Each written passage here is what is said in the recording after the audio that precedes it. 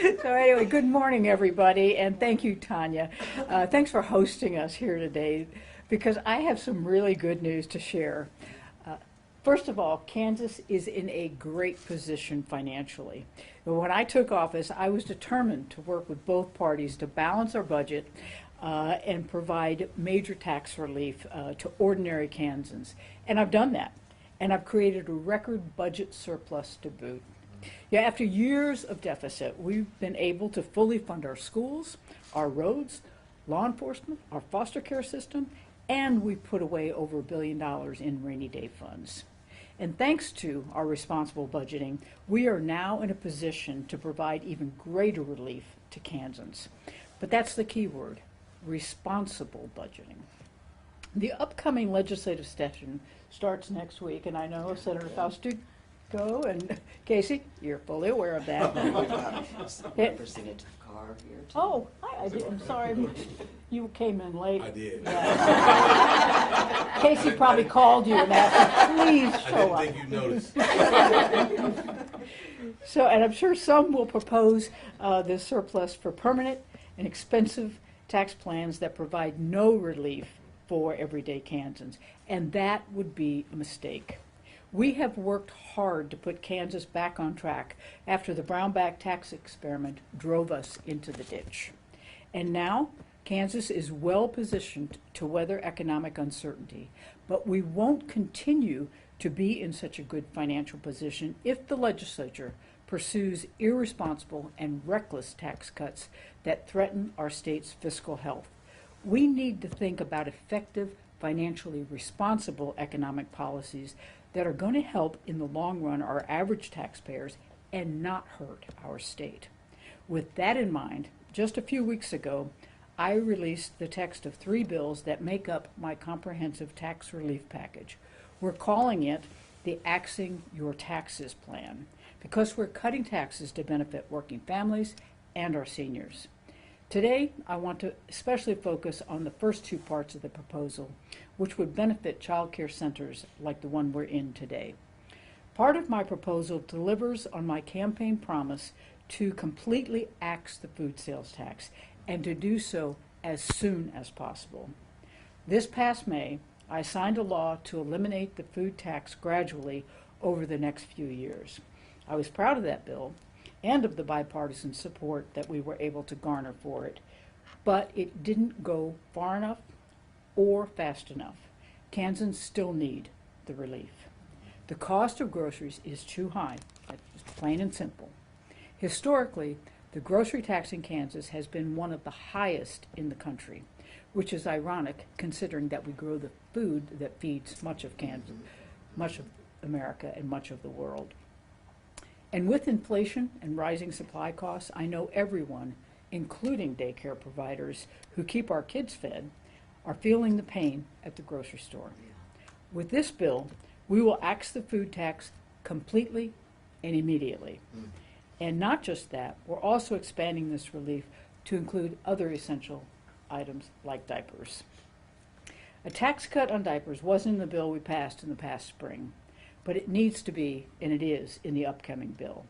As anyone who's ever had a child knows, they're basic necessities, and we should do everything we can to help Kansans afford them.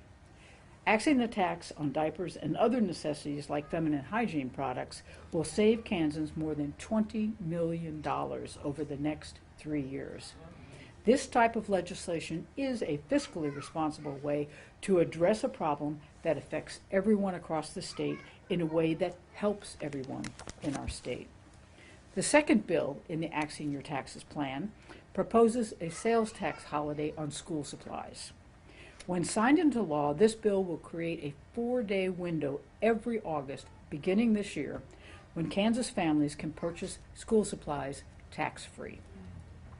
For parents throughout the state, this will make preparing for back to school more affordable. Shopping for school supplies can be tough. The supply list is long, the expenses add up. Kids seem to run through a pack of markers every week. This bill will alleviate some of the stress facing parents every August. This bill will also be a big win for our early childhood educators and teachers who often pay an arm and a leg for pencils, art supplies, and decorations. This will reduce that burden considerably. And since we're here, let me touch on the third bill, which concerns taxes paid on Social Security.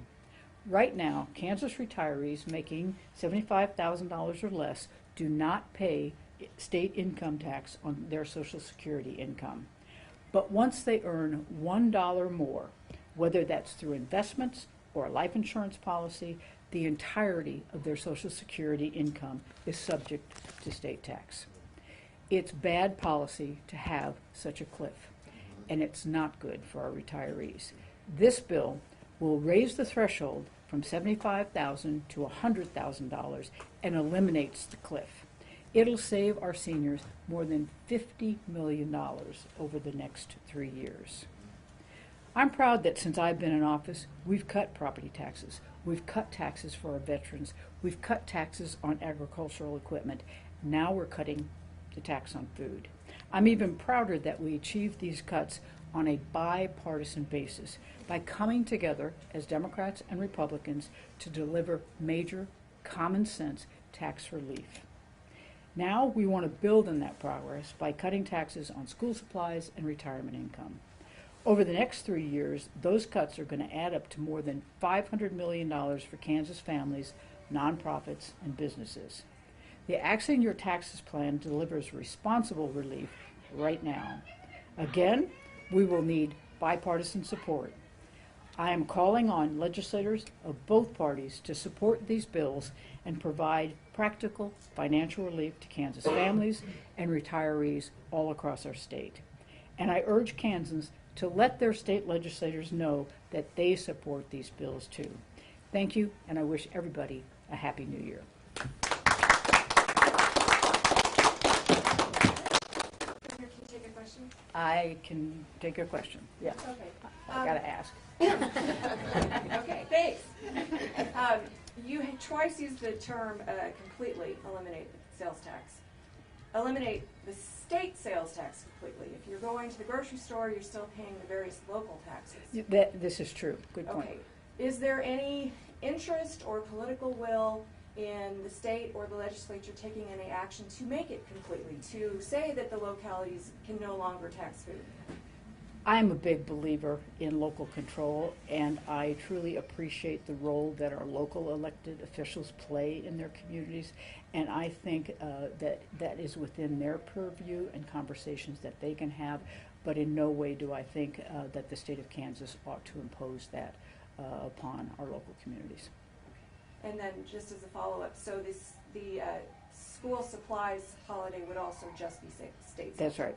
Everything I am talking about is on the state level. The local communities deal with their tax issues locally. Okay, thank you.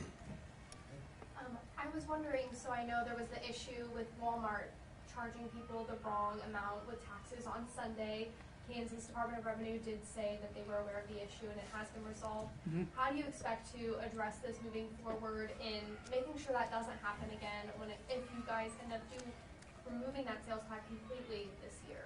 Well, I want to say that I believe that all Kansas retailers made their best effort to ensure that the food sales tax reduction, the 2.5% reduction that was to go into effect on January 1st, was in place.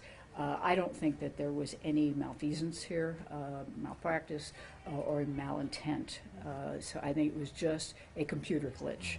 And having lived through several computer glitches in my time as governor, I'm going to give them a pass on this one. Obviously, our Department of Revenue checks on these kinds of things, so if somebody files a complaint, we'll look at it and see if there was any malfeasance. But in the case of the Walmart situation, I don't think there was, and I know that they've corrected it ASAP, and I know that they'll also be offering refunds if somebody wants to go back and get whatever they should have gotten at the time of purchase. They'll get it. State of Kansas, this proposal means less in taxes for the state. Have you done any type of tax analysis or budget score to find out how that's all going to work? Because the state still needs to be funded, And when you're reducing taxes, you still have to fund the programs and the services for the state. Have you done anything like that to take a hard look at how it's all Of being course done? I have. I am known for being a budget wonk. I served 14 years on, Yeah, you right? So I served 14 years as the ranking minority on the Senate Ways and Means Committee. You can trust that I, along with my budget director and other fiscal analysts, have done a deep dive and looked at our financial situation and looked outward so that we know that what we are proposing here has absolutely nothing to do with the budget surpluses that we have. What this has to do with the fact is that over the past 4 years, we have seen record capital investment and job growth within our state, and our economy really has been on the rise. Even during the pandemic, obviously we had horrible unemployment issues, but underneath all of that, we continued to pull in new businesses, new jobs into our state. And so I'm very confident that we have embedded in our ongoing revenues and the projections more than enough to fund what we are proposing here. I am truly a fiscal conservative. She is. I don't spend money I don't have, and I hate debt. All right, thank you all very much for coming, and thank you to Child Start for hosting.